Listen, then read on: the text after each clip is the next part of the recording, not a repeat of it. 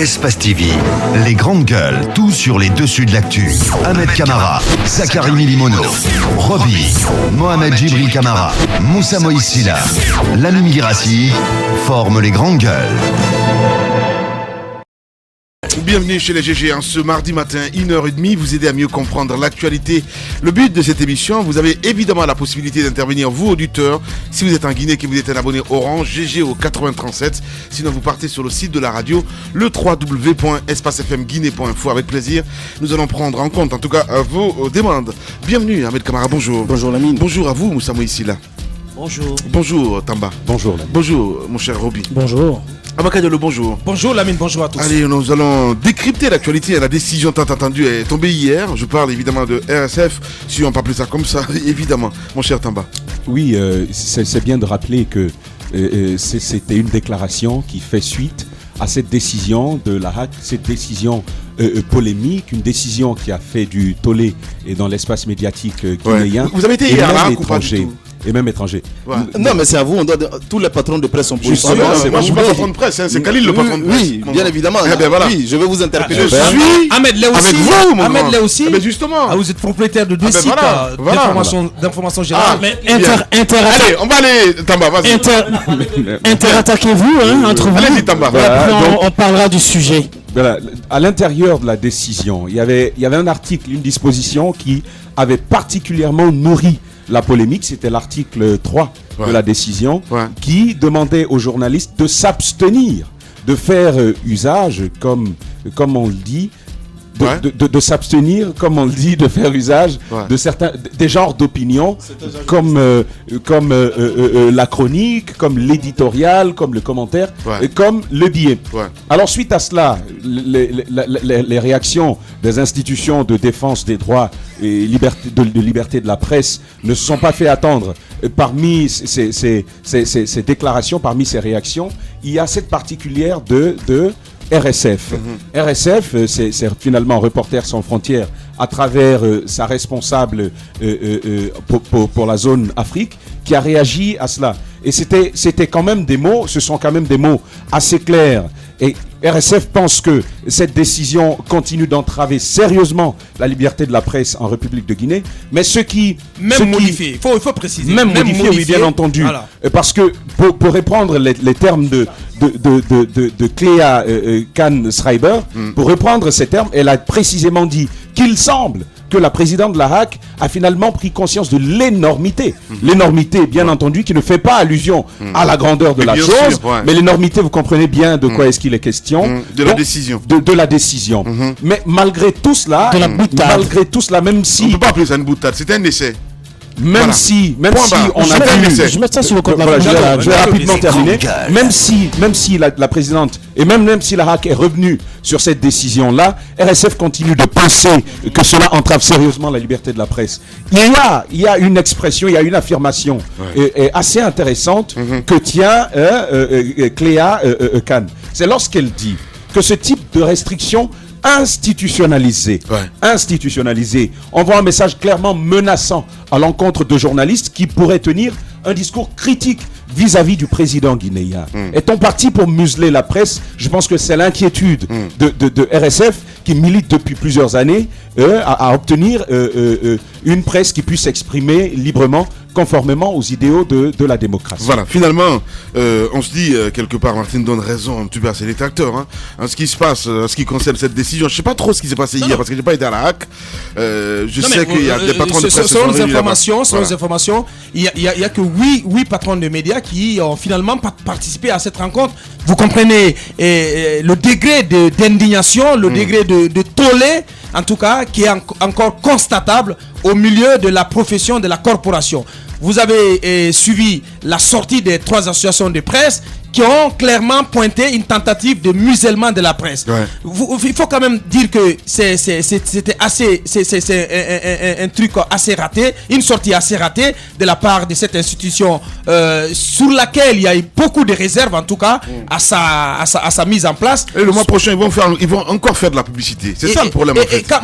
Quand on s'est amusé un peu, avoir un peu les références à partir desquelles la HAC est partie pour motiver sa décision.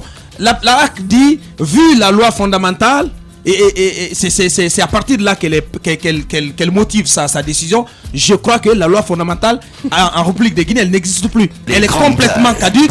Donc, c'est une loi qui a été votée en 91 et qui a été remaniée plus tard, mais qui a été donc qui n'est plus à l'ordre du jour. Je pense qu'à partir de là, la HAC s'est lourdement trompée, elle s'est mise donc le doigt dans l'œil. Il faut dire en gros pour terminer, parce qu'on a vu aussi la sortie du ministre Khalifa Gassama Diaby qui était à cette rencontre et qui donc qui n'y est pas allé par le dos de la cuillère, qui a dit clairement que Moussa l'avait rappelé, c'est une décision liberticide et je pense que d'autres organisations de défense des droits de l'homme l'avaient déjà dit.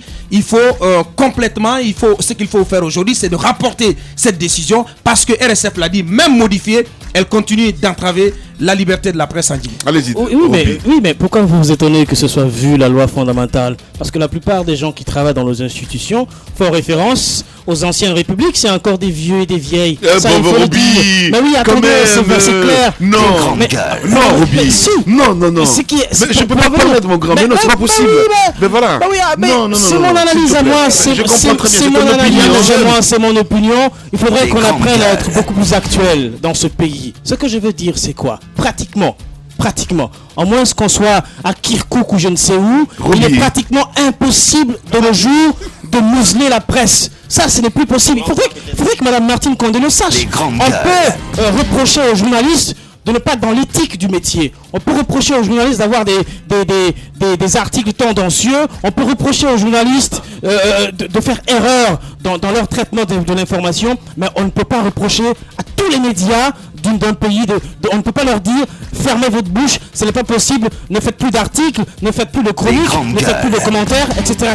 Ce n'est plus possible, nous sommes au 21e siècle, bon sang. Ce qu'il faut dire à la HAC, c'est que la HAC doit cesser de tenter de museler la presse. Vous parlez de publicité, certes publicité, mais c'est une mauvaise publicité pour eux.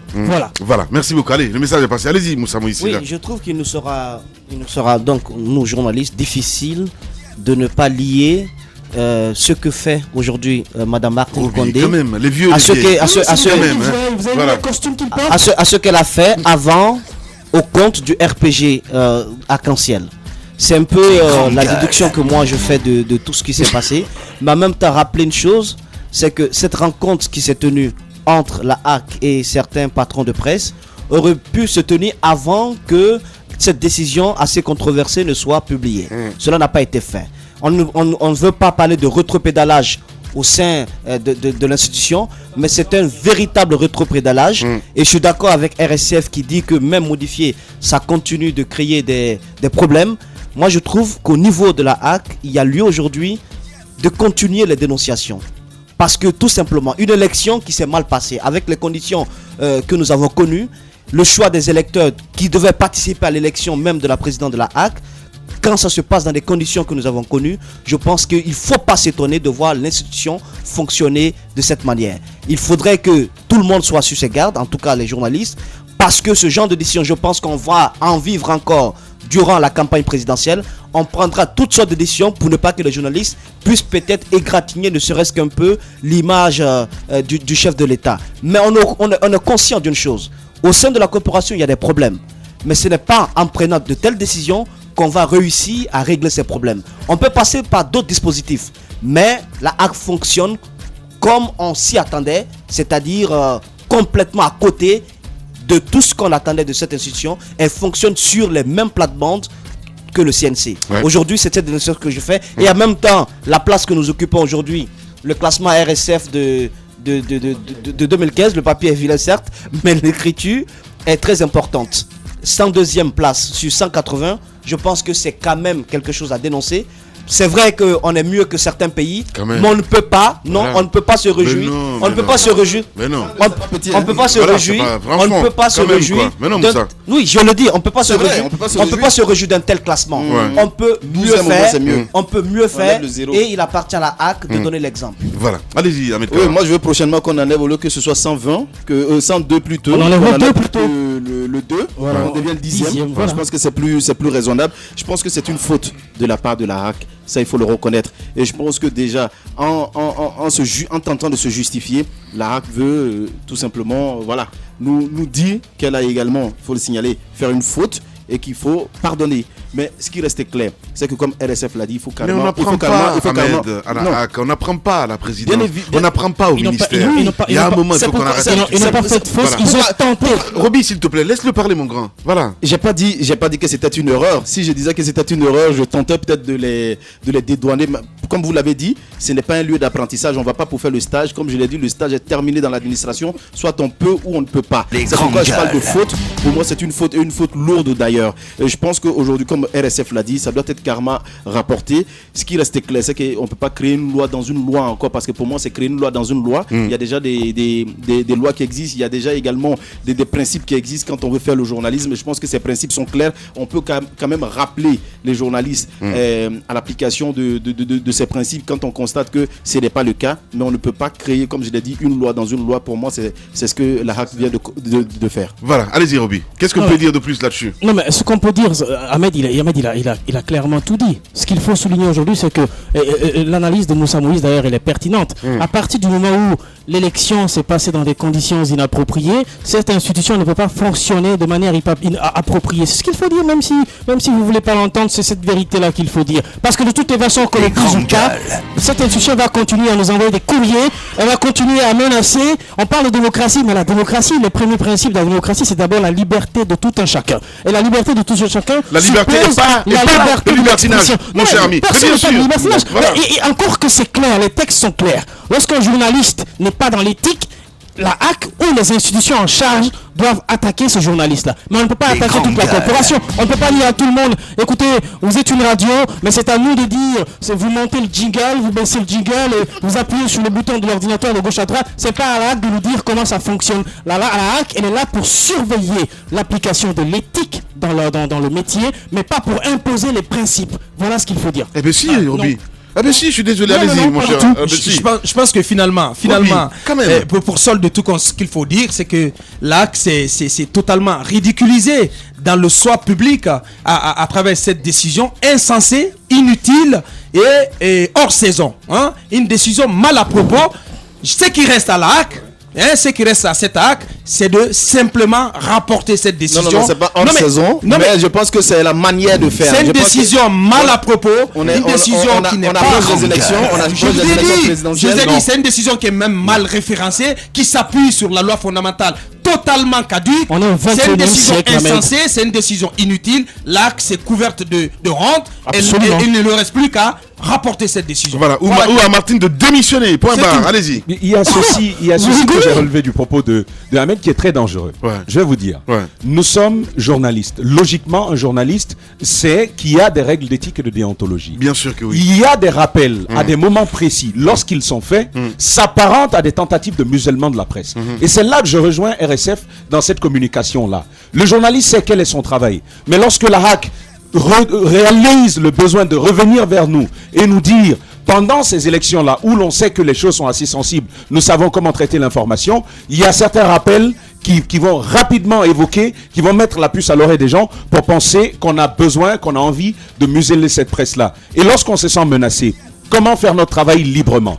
Et on sait tous ce que c'est que la liberté. Ce n'est jamais du libertinage. On sait que même quand on parle de liberté, et c'est d'ailleurs tout son sens, c'est qu'il y a la loi qu'il faut respecter et pouvoir agir sans déranger les autres. Voici ce que j'en pense. Je veux dire à Tamba que ça n'a rien de dangereux. On sait qu'on mange matin, midi et soir, mais les médecins ne cessent pas de le répéter.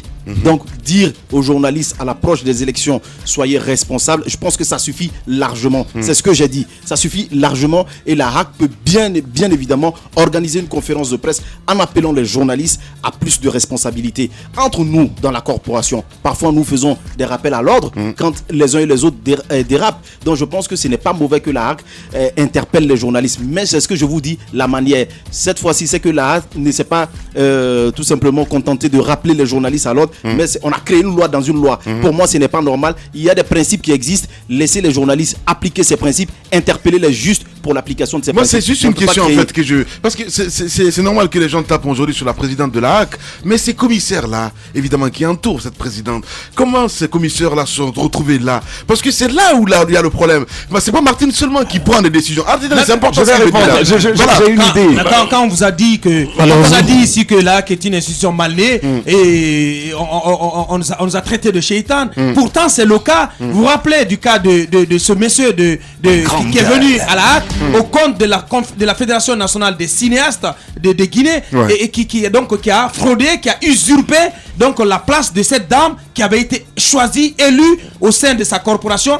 11 voix contre 2. Vous vous rappelez, donc le monsieur avait été battu à plate couture par cette dame. Finalement, comme c'était lui qui devait envoyer le nom de la représentante de la Fédération nationale des cinéastes de Guinée au niveau de la présidence, le monsieur donc a fait usage et faux usurpation d'identité. Donc il a envoyé le nom. Il a plus en lieu et place du nom de la dame, il a envoyé son nom. Et je pense que on s'est tué là-dessus. Et ce monsieur continue aujourd'hui de siéger au niveau de cette institution. C'est une institution mal née et on sait dans quelles conditions l'élection s'est passée. L'élection de Martine Condé s'est passée. Les dés étaient pipés d'avance et je pense qu'il y a eu des arrangements depuis qui ont été inspirés depuis la présidence. Finalement, c'est Martine Condé qui est passé comme lettre à la poste. Franchement, on ne se reconnaît pas. Moi, je ne me reconnais pas dans cette institution. Je ne me reconnais pas à Martine Condé. Non, mais le fonctionnement de la HAC aujourd'hui est à l'image même de son élection. On va jamais se fatiguer de le dire. Vous parlez de commissaire. Nous, on s'attaque à Mme Martine Condé. On la pointe du doigt. Ruby. Non, on la pointe du doigt. La HAC, c'est une institution. Laisse-moi placer ça, mon grand. Je vais te laisser continuer, s'il te plaît. La HAC, c'est une institution. On est d'accord. Martine, évidemment, après consultation avec ses commissaires, il y a un communiqué qui sort. Elle signe en bas, mon grand. Donc, il se peut qu'on puisse l'introduire en erreur. L'induire en erreur. Je suis désolé. Mais non.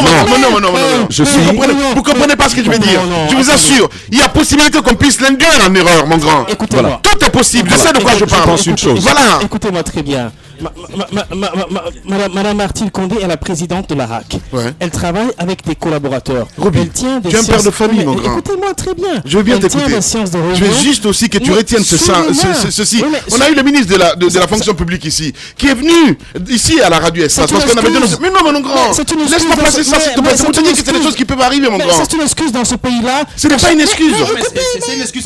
Mais laissez-moi parler. C'est une excuse dans ce pays-là qu'à chaque fois qu'il y a des erreurs au niveau du fonctionnement dans les institutions, on dit non, les conseillers juridiques, les conseillers économiques m'ont introduit en erreur, etc. Mais on ne peut pas passer tout le temps à introduire en erreur les responsables. Soit vous êtes responsable de l'institution et vous avez du regard pointilleux sur tous les dossiers qui sont déposés sur la table pour ne pas que vous fassiez des erreurs, ou vous ne l'êtes pas. Arrêtez de dire à chaque fois que ce sont des gens qui les mettent en erreur. Madame Martine Condé entérine les décisions de ces commissaires-là. Et j'espère et j'imagine que lorsque les décisions sont déposées sur sa table, elle prend le temps de les lire, puisqu'elle est spécialiste en la matière. Elle prend le temps de prendre connaissance de ces dossiers-là avant de les entériner. Ce qui est clair, là, il y a eu le rétropédalage dont on parle, mais le rétropédalage a donné suite à d'autres décisions qui créent ensuite des polémiques. Vous n'allez pas me dire que nous avons succession des erreurs, ce n'est pas possible. Ce ne sont pas des excuses. Ce ne sont pas des machines, mais je suis en train d'expliquer quoi exactement.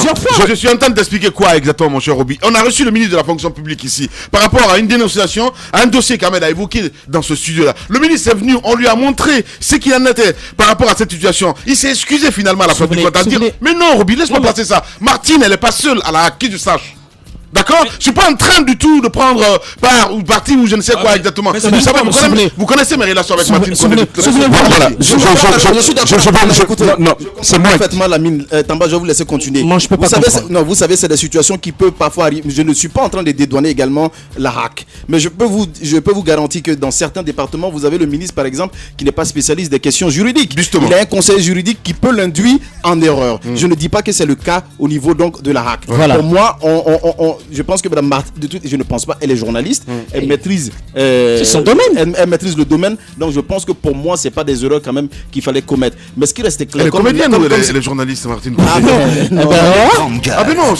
elle est cinéaste. Du domaine de la communication. Donc ce qui reste, voilà, c'est ce que je dis. Je pense que Lamine n'a pas du tout tort quand il dit qu'on peut induire certains responsables en erreur. C'est normal parce qu'ils sont pas forcément spécialistes. Ne soutenez pas ça. Non, je le soutiens.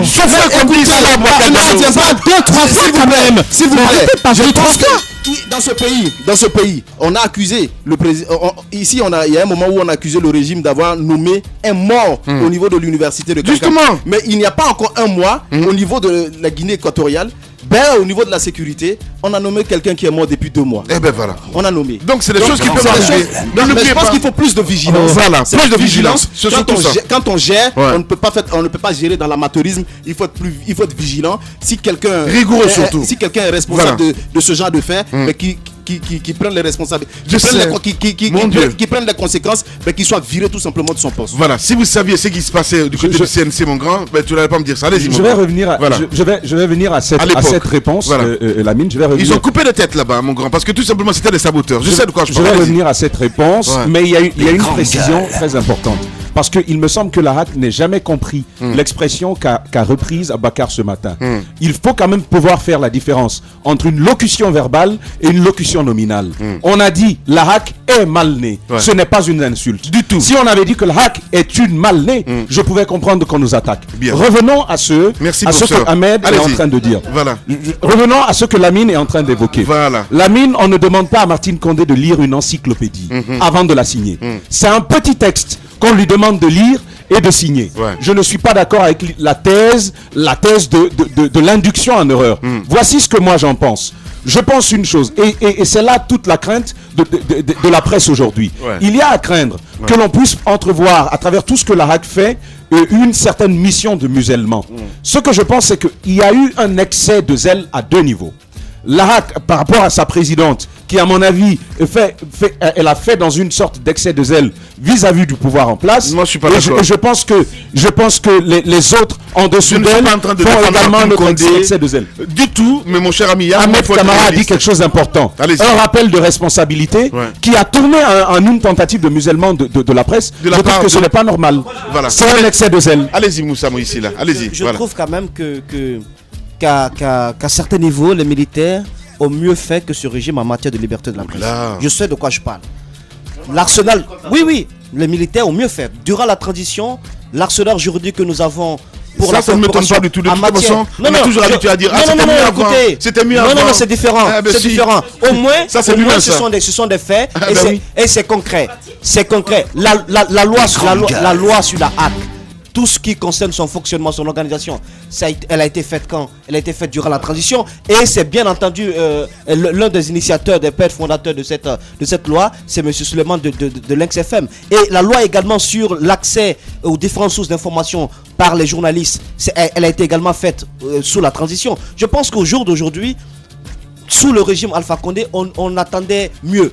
On attendait mieux dans l'organisation de la corporation, on attendait mieux dans la promotion de la liberté de la presse, mais c'est une déception. Il faut qu'on le dise. Et l'argument que vous avancez selon lequel Martine n'est pas au courant de tout, on lui fait signer des choses, elle n'est pas spécialiste, c'est archi faux. Martine est au courant de tout, elle est dans sa mission, elle veut accomplir sa mission. Un point. Voilà, allez Abakar Diallo. Non mais pour clore, ce qu'il faut dire... Pour clore. Non mais je voulais m'adresser aux représentants des différentes organisations qui sont au sein de cette HAC.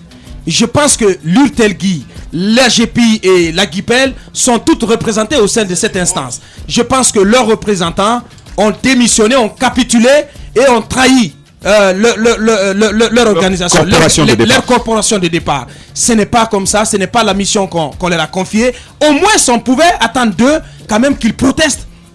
Parce qu'il ne peut pas avoir uniformisme au sein d'une institution obligatoirement.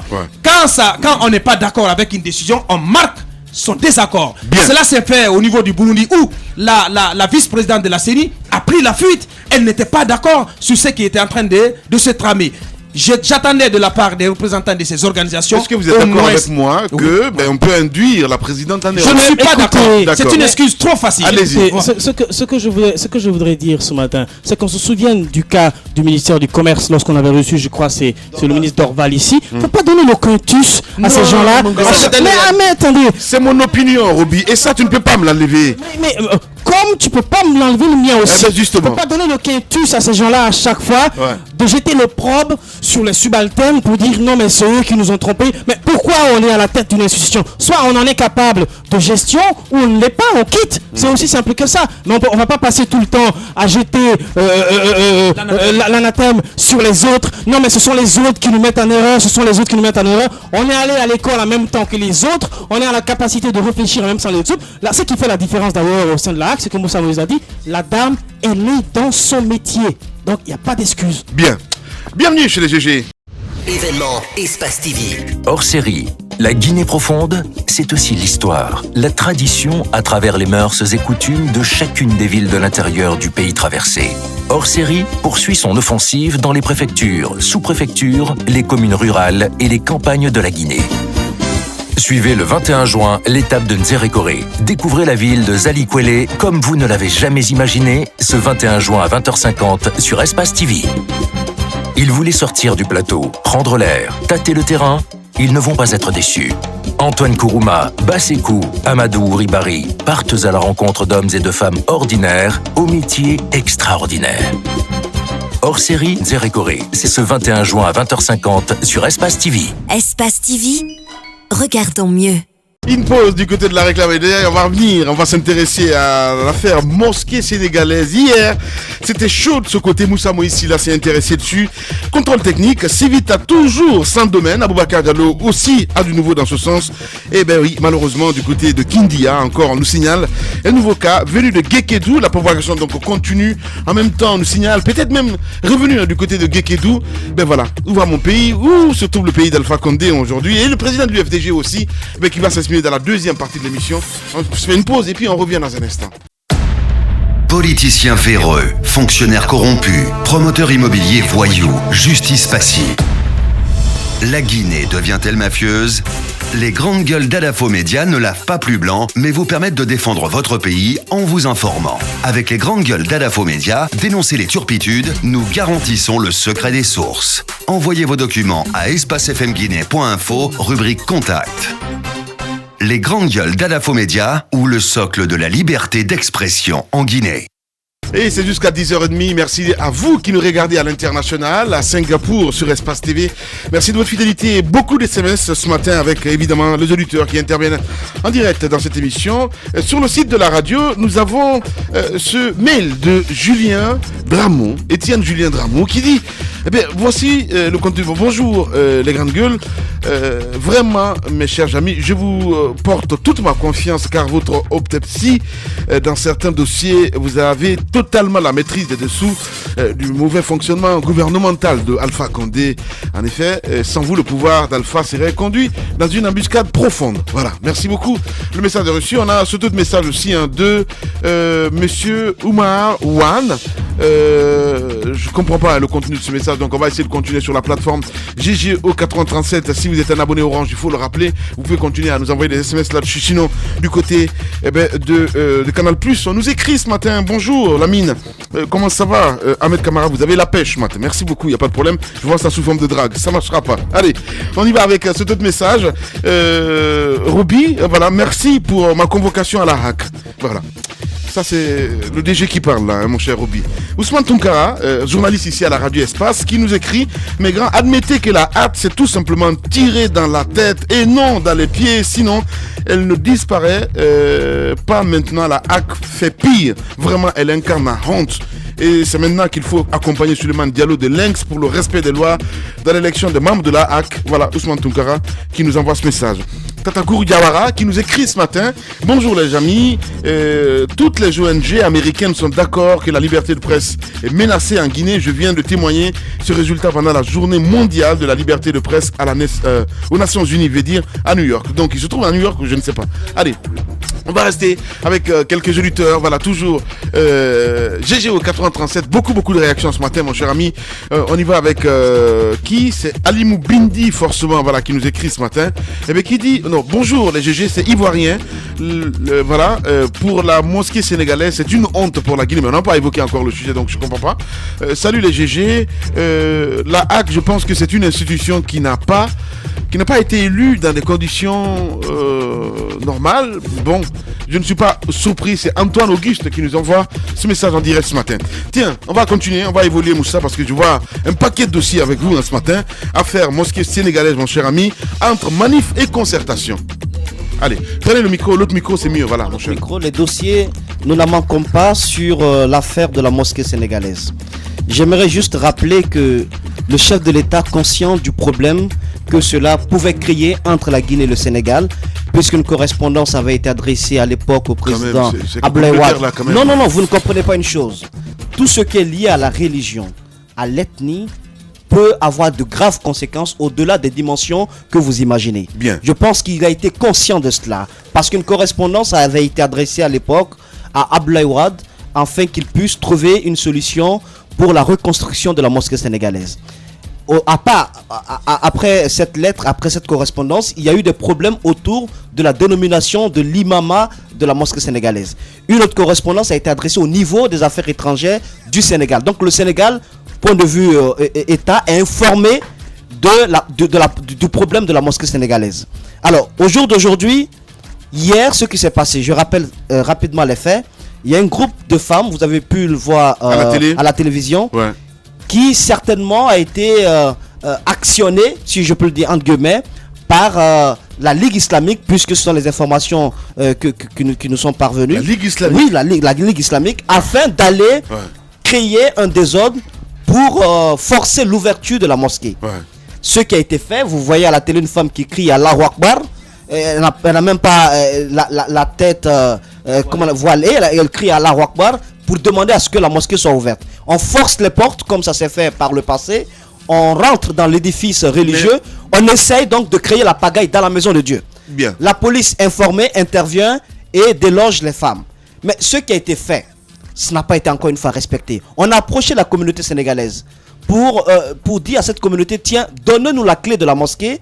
Nous allons procéder à la présentation officielle de la clé à tous les fidèles musulmans de Kolewundi, afin de leur dire que la mosquée sera ouverte dans quelques jours. Les grandes gueules. Et c'est à l'issue de cette présentation, nous allons vous convoquer, la partie guinéenne et la partie sénégalaise, afin de trouver une solution définitive à ce problème de la mosquée sénégalaise. Donc, ayant confiance aux autorités guinéennes, la communauté sénégalaise a remis la clé donc au gouverneur de la ville de Conakry. Le gouverneur de la ville de Conakry, je ne sais pas par quelle méthode, il a remis cette clé à un autre représentant qui, au lieu de procéder à la présentation de la clé, a plutôt procédé à la réouverture de la mosquée en laissant entrer les bonnes dames.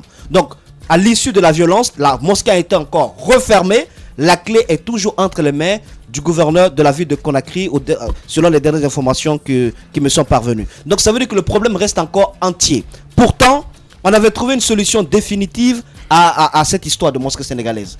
Vous avez cette lettre, c'est une autorisation spéciale qui a été signée par El Hadj Abdoulaye Diassi lui-même, puisqu'il est au centre de ce problème.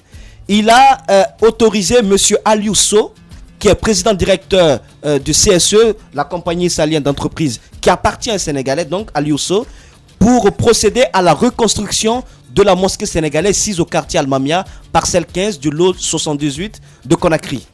Et donc c'est Diassi qui a donné cette autorisation. Et c'est un entrepreneur sénégalais qui a procédé à la reconstruction de cette mosquée. C'est le même Diassi qui a été au cœur de cet accord. Et là, Diassi qui a été au cœur de cet accord entre la communauté sénégalaise et la partie guinéenne au sujet de la mosquée sénégalaise. Vous pouvez vous rendre compte d'une chose. Ils ont trouvé une résolution sur l'imama.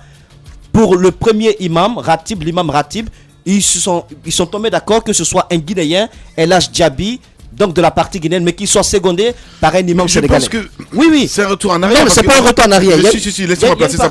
Vous avez fait votre exposé ici dans cette émission il y a 2 semaines, c'est la même chose que vous répétez. Qu'est-ce qu'il y a de nouveau, Moussa Moïsila? C'est ce qu'on a vu de comprendre. Vous avez dit tout à l'heure qu'il y a des femmes qui ont manifesté hier là-bas, que ces femmes-là ont été envoyées par la Ligue islamique. Et sans preuve, Moussa. C'est très grave. Non, c'est très grave. Non, c'est très grave. Moi, tout ce que vous dites là ce matin à dire, oui, Diassi a fait ci, Diassi a fait cela, ce n'est pas un fait nouveau pour nous. Qu'est-ce qui va se passer exactement? On a vu de comprendre. comprendre. Hier, il y a eu une manifestation. Qu'est-ce que ça a donné maintenant pour la suite? Parce que là, c'est une reprise, tout simplement. C'est pas une reprise. Je suis pas un devin pour vous dire ce qui va se passer demain. Justement, non. Ce que je peux vous dire. Je suis en train de vous dire que vous avez envoyé des journalistes sur le terrain hier. On a vu le reportage à la télévision. Il y a eu des arrestations. J'ai même vu hier un albinos qui a été, violenté hier là-bas de ce côté, du côté de la ville. Qu'est-ce qui va se passer maintenant? On a envie de comprendre. Est-ce que la communauté guinéenne, la communauté sénégalaise, qu'est-ce qu'elle va faire maintenant? La Grassi. Oui. Ce qui est important, c'est que les auditeurs comprennent le fond mais justement, du problème. on a là-dessus, mon grand. Non, il y a des parties qui ont été sautées lorsque j'ai rapporté l'enquête. Donc c'est important de laisser les auditeurs comprendre. Puisque c'est eux qui sont importants. Mais bien sûr, c'est eux qui sont importants. On ne va pas revenir là-dessus tout le temps. Non. Ce que j'aimerais dire, je n'avance rien sans preuve, monsieur Guirassi. Ce que je souhaite faire comprendre aux auditeurs, c'est que la clé de cette mosquée, à l'issue des violences d'hier, est toujours entre les mains du gouverneur de la ville de Conakry. La communauté sénégalaise, elle, compte toujours réclamer la paternité de l'édifice religieux. Elle attend la rencontre qui va se tenir bientôt entre les autorités guinéennes, parce qu'on attend le ministre de la Sécurité qui aurait été mandaté par le chef de l'État pour rencontrer la communauté sénégalaise afin de trouver un différend définitif à ce problème. Mais le problème reste encore entier, parce qu'on est passé d'abord par le ministre de l'administration du territoire qui n'a pas trouvé une solution, ensuite par le gouverneur de la ville de Conakry, et maintenant c'est entre les mains du ministre de la Sécurité qu'on ramène le problème. Donc c'est une véritable injustice, c'est ce que j'aimerais dire. On peut dire tout de moi, peut-être que je prends parti, mais c'est sur la foi de documents. Et notre parti n'a aucun document. Puisque j'ai approché l'autre parti, la partie guinéenne, ils n'ont aucun document sur la mosquée sénégalaise. Alors, moi, quand j'écoute votre exposé ce matin, Moussa Moïse, là, c'est qui j'arrive à comprendre. En fait, la Ligue islamique n'a pas de sens, finalement, à la fin du temps. Parce que, attendez, quand le président confie quand même le dossier à Ahmed Kamara au ministre de la Sécurité. C'est là où je voulais en venir. Je vous donne un seul exemple. Rapidement, avant qu'Abaka tu ne parles, un seul exemple. Sur le cas de la mosquée de Lola. Parce que vous savez qu'il y a eu un mort du côté de Lola. Au sujet d'un problème encore lié à l'imama de la mosquée de Lola. Le chef de l'État, lors de sa récente visite, j'ai l'enregistrement sonore dans mon ordinateur, les auditeurs peuvent l'écouter si vous le permettez. Le chef de l'État avait promis que la mosquée de Lola serait ouverte et l'imam choisi par les fidèles musulmans, que ce serait cet imam qui allait officier les prières. Mais après son départ, ce qui se passe aujourd'hui, c'est que la mosquée revient plutôt à ceux qui veulent que ce soit la lignée des Doucouré qui officient la prière au niveau de la mosquée de Lola. C'est un problème entier. Le président de la République se prononce sur un fait, on fait le contraire derrière lui. Je pense qu'il faut qu'il prenne ses responsabilités, sinon le problème de la mosquée sénégalaise risque d'enfler et créer un problème diplomatique entre la Guinée et le Sénégal. Bon sang de Dieu, qu'est-ce que nous avons à faire avec une institution qui s'appelle le secrétariat général des affaires religieuses, avec une autre institution qui s'appelle la Ligue islamique, qui ont complètement abdiqué de leur mission, la mission à elle confiée. Je pense qu'aujourd'hui, depuis que Elhadj Abdoulaye Diassi est à la tête de ce secrétariat aux affaires religieuses, il y a eu plus de problèmes qu'il n'en a résolu. Ouais. Je pense qu'il n'y a pas que le cas de la mosquée sénégalaise. Moussa l'a rappelé dans plusieurs de ses exposés. Il y a des problèmes à Lola, il y a des problèmes du côté de Touba, où le ministre de la Sécurité là aussi est obligé d'intervenir. Mais ça provoque beaucoup de polémiques. Je pense qu'aujourd'hui, rien qu'à voir que ce dossier finalement transite dans les mains du ministre de la Sécurité, c'est une honte. C'est la preuve que cette institution, ce secrétariat général aux affaires religieuses n'a plus de crédit. C'est complètement délité. Je pense qu'il ne reste plus à Elhadj Diassi de tirer toutes les conséquences, de démissionner et de laisser place à ceux qui peuvent vraiment gérer les affaires religieuses en Guinée. C'est totalement pourri. Voilà. Non, ce que je n'arrive pas moi à comprendre, c'est que l'ouverture d'une mosquée fait créer des polémiques. On sort de là. Tu ne comprends pas. Non mais attendez, c'est ce que je veux dire. L'ouverture, ce sont des problèmes de personnes. La mosquée, non, attends, Ahmed. La mosquée, elle est là. Les fidèles musulmans doivent prier. Ouais. Ce sont des problèmes de personnes. Bien. Alors, la dernière fois, j'ai fait plusieurs propositions. Mais ce qu'il faut dire, c'est qu'on est sorti du cadre du dialogue. Maintenant, on est dans un processus de violence. Puisqu'il y a des femmes qui manifestent, il y a des gens qui sont tabassés devant la mosquée, eh bien c'est naturel que le ministère de la Sécurité intervienne puisque c'est son domaine. Mais ce qui est grave, ce sont les faits que rapporte Moussa. C'est que le président de la République prend des décisions, derrière il y a des petits malins qui jouent leur jeu, Diassi et son groupe n'arrivent pas à résoudre le problème. Il est simple. Dans ce pays, pourquoi quand les gens n'arrivent pas à prendre leurs responsabilités, on ne peut pas les enlever à leur poste, les remplacer? Pourquoi? Allez. Tamba. Je dis que si la Ligue islamique nationale a manipulé des femmes, je suis tout à fait content. Que pour une fois, la Ligue islamique nationale puisse savoir que c'est à elle qu'il revient de résoudre un tel problème.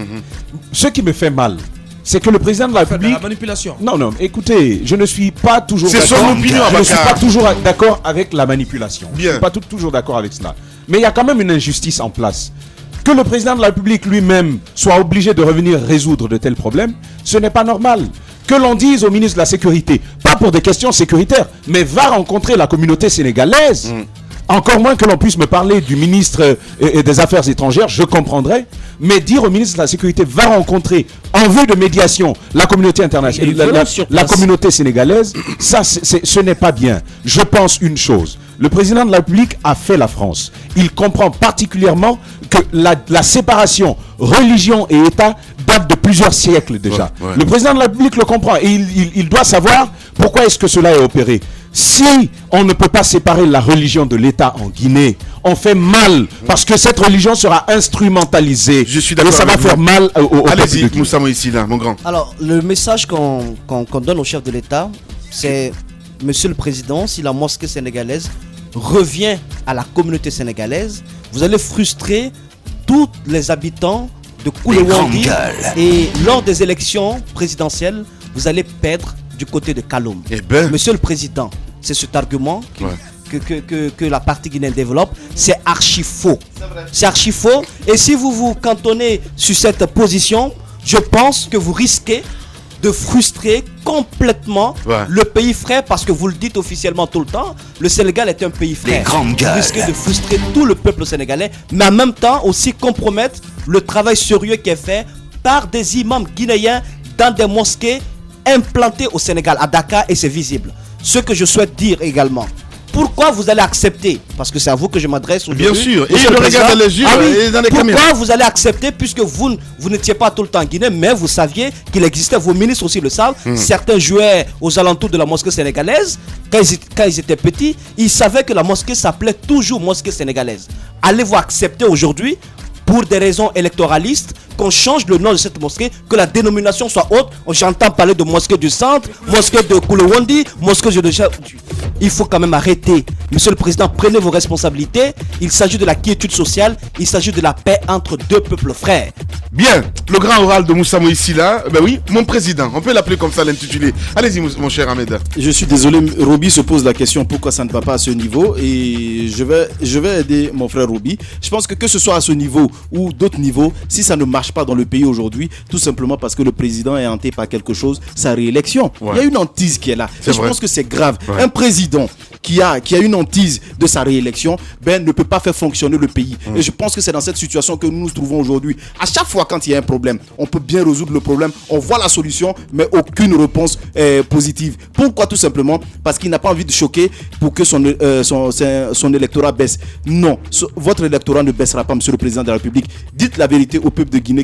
Monsieur le président, le grand oral de Ahmed Kamara. Non, c'est important. Bien. Parce que oui, quand on dit la vérité aux populations de Koulewandi aujourd'hui, non, c'est ceci, c'est cela, je pense qu'il n'y a rien de tel que la vérité. Ceux qui veulent vous suivre sur ce chemin de vérité, qui vous suivent. Ceux qui ne veulent pas vous suivre, alors qu'ils arrêtent. Si c'est à cause de ça que vous n'allez pas gagner, tout simplement abandonnez. Mais je ne pense pas qu'on puisse résoudre les problèmes de cette manière. Alors, monsieur le président de la République, vous avez la hantise de votre réélection, mais nous, on a envie de paix dans ce pays. Donc, prenez vos responsabilités, mettez les gens à la place qu'il faut. Aujourd'hui, Gassi est de l'autre côté. Il est fait que se promener derrière le Premier ministre à l'intérieur du pays. Ils étaient récemment à l'Abbé.